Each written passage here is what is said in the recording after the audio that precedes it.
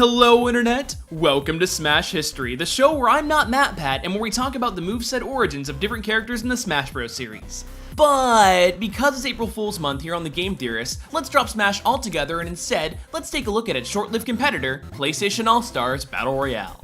So who should I talk about? Well, there's Sackboy, but he's too cute. Sir Daniel? Nah, too obscure. Oh, here we go. It's everyone's favorite character, Dante, from gaming's most infamous reboot, DMC, Devil May Cry.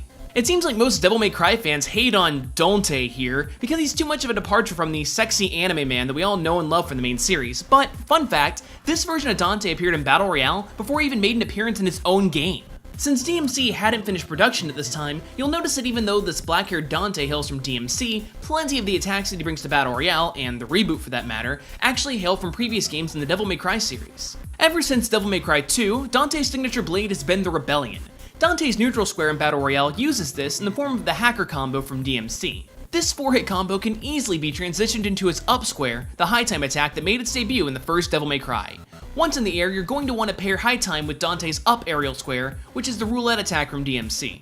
However, if you're not a fan of that aerial move, you can always try Dante's neutral aerial square, the aerial rave, which first appeared in Devil May Cry 3. But if you're still not satisfied with that bird-like butchery, then end it with Dante's aerial down square, the Helmbreaker. While this little beauty comes to us all the way from the first game in the series, it wasn't named until Devil May Cry 2.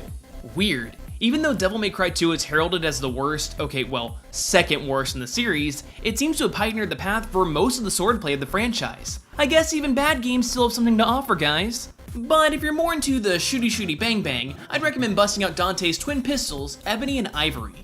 You've got your neutral triangle to fire your guns, which comes from, just firing your guns, and exclusive to Devil May Cry 3 and 4 are styles, which allow you to switch up your gameplay and combos based on how you like to play.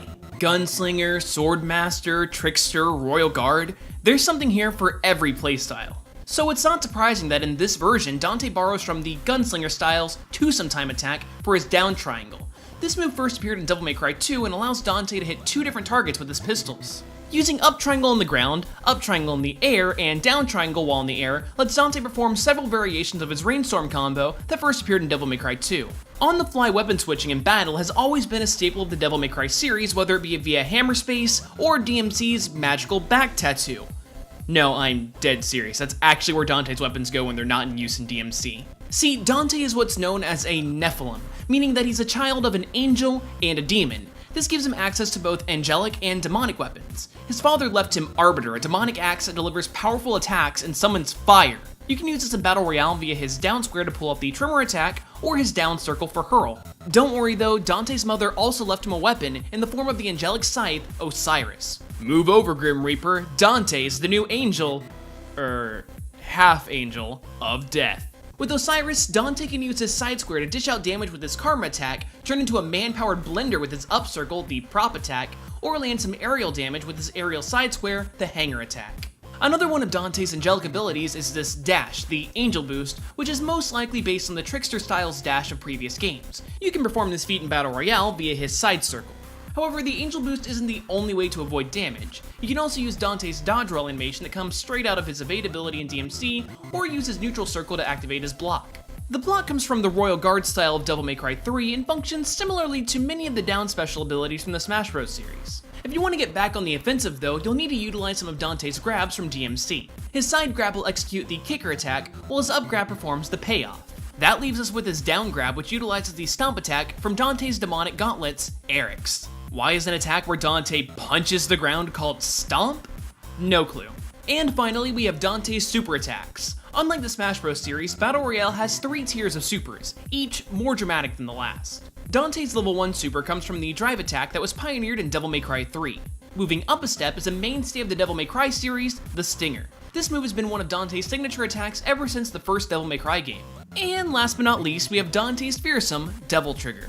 Instead of the demonic armor that the Devil Trigger is known for, we're treated to its version from DMC. The fanboys can finally rejoice because Dante gets a full head of beautiful white hair and temporarily gets to one-hit kill everybody.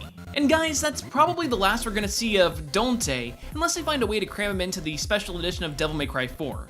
But you know what else needs to get crammed into this video? Shameless self-promotion, of course. As always, Smash History is brought to you by Loot Crate, and this month, they're going fantasy. You can expect some awesome merch from some of the best mythical franchises out there, like Game of Thrones, Dungeons & Dragons, and The Princess Bride. So when I tell you that you can go to lootcrate.com/theorist and use the code theorist at checkout to save yourself some money on some geeky goodness, the only right answer is, as you wish.